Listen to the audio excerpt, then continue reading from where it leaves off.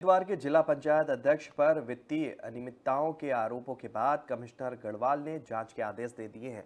बता दें कि जिसके बाद डीएम ने जांच के लिए कमेटी बना दी। वहीं अब विपक्षियों को भी धरने का मौका मिल गया है।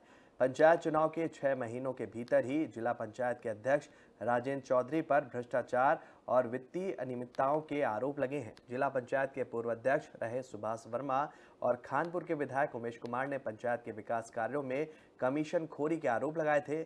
आरोपों की गंभीरता को देखते हुए गढ़वाल कमिश्नर ने हरिद्वार के डीएम को जांच के आदेश दिए। कमिश्नर के आदेश के बाद डीएम विनय शंकर पांडे ने सीडीओ की अध्यक्षता में एक जांच कमेटी भी बना दी है। देखिए, जो सत्य है मैंने कहा ना वो सामने आएगा। अगर कहीं गलत है, अनियमितता है तो उसको पनिश किया जाएगा। लेकिन अभी जांच बैठी है, जो निर्णय होगा सामने होगा। रही बात भाजपा की जो पूरी सोच है वो सबके सामने है, वो जन विरोधी है। और ठीक है, बोर्ड बना है, अब देखो क्या आता है सामने, निर्णय क्या आता है। गलत है तो गलत है। देखिए, इसमें जिला पंचायत अध्यक्ष जी के विरुद्ध मंडलायुक्त महोदय के यहाँ से एक पत्र प्राप्त हुआ है। उसमें कतिपय बिंदुओं पर जांच करने के लिए निर्देश दिए गए हैं और हम लोग इस संबंध में एक कमेटी का गठन कर रहे हैं सीडीओ की अध्यक्षता में। और उसके बाद वो 3 सदस्यीय कमेटी होगी। इस पूरे जो प्रार्थना पत्र दिया गया है, जिसमें कमिश्नर साहब का आदेश है, उन सभी बिंदुओं पर जांच करके अपनी रिपोर्ट प्रस्तुत करेगी, जिसे हम लोग कमिश्नर साहब के पास भेजेंगे। देखिए, जो सत्य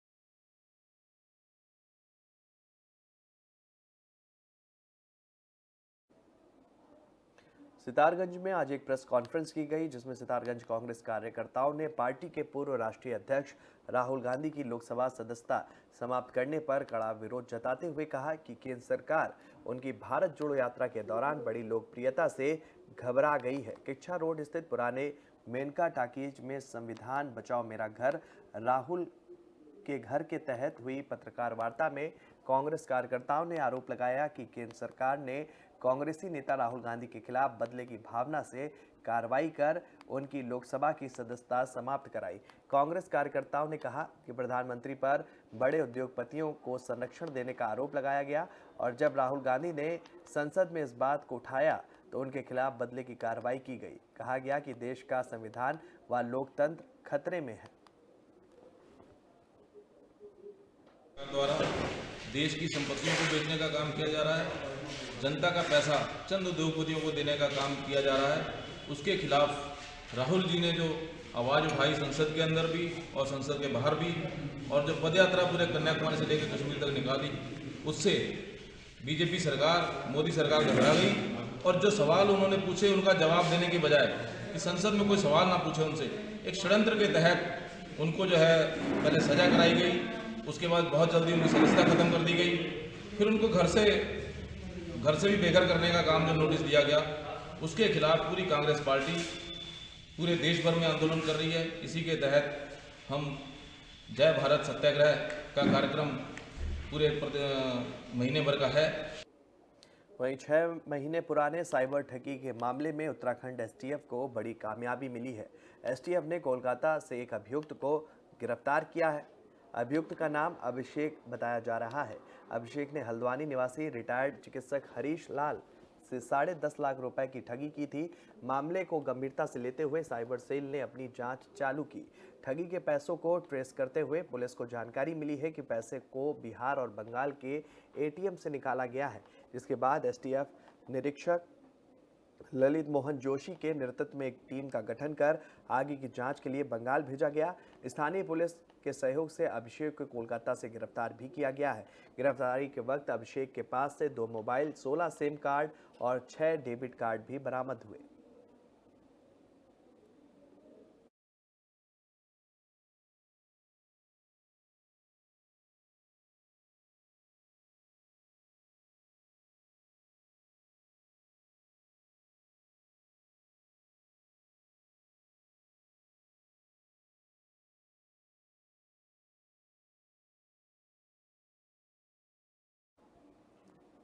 उत्तराखंड के पूर्व मुख्यमंत्री हरीश रावत ने मुख्यमंत्री पुष्कर सिंह धामी से मांग की कि राज्य के लोक निर्माण विभाग की जिम्मेदारी खुद मुख्यमंत्री पुष्कर सिंह धामी अपने हाथों में ले, क्योंकि उत्तराखंड की बदहाल सड़कों को देखकर उन्हें बहुत दुख होता है।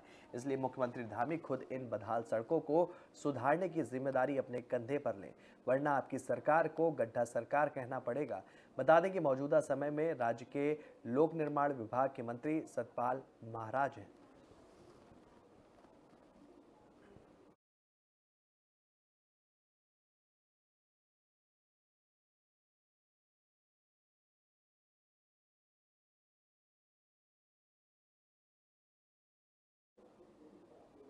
उत्तराखंड के पूर्व शिक्षा मंत्री अरविंद पांडे प्रदेश में सीबीएसई पाठ्यक्रम में एनसीईआरटी की पुस्तकें लागू करने के लिए जल्द प्रदेश के शिक्षा मंत्री धन सिंह रावत से मिलेंगे। हालांकि सीबीएसई पाठ्यक्रम में एनसीईआरटी की पुस्तकें लागू करने का फैसला पिछली भारतीय जनता पार्टी की सरकार ने किया था और अभिभावकों को राहत पहुंचाने का भी पूरा प्रयास किया गया।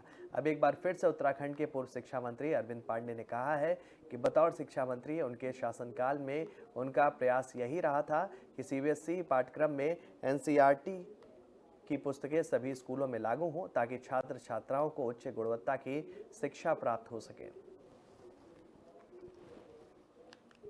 मैं इसके लिए अपने विभागीय मंत्री जी से मिलूंगा मैं, और निश्चित ही एनसीईआरटी यह जो किताबों का चलन इस उत्तराखंड प्रदेश में हमारी सरकार ने किया, यह बहुत ही एक अच्छी क्वालिटी की किताब है। जब बच्चे सिविल सर्विसेज में, इंजीनियरिंग में या किसी कंपटीशन में भी जाते हैं तो एनसीईआरटी का पाठ्यक्रम को ही अपना बेस मान के प्रतियोगिता में जाते हैं, और इसी नाते हमारी गवर्नमेंट ने एनसीईआरटी लागू की।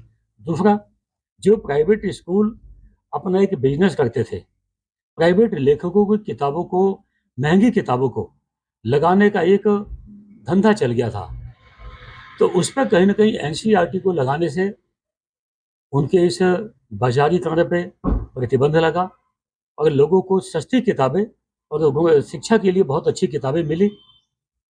हमारी सरकार इसके लिए वचनबद्ध है कि एनसीईआरटी से विपरीत जाकर अगर जो कोई रेफरेंस बुक किसी को लगानी है, किसी स्कूल वाले को लगानी है, तो उस बुक को लगाएंगे जिसकी कीमत एनसीईआरटी के समकक्ष होगी।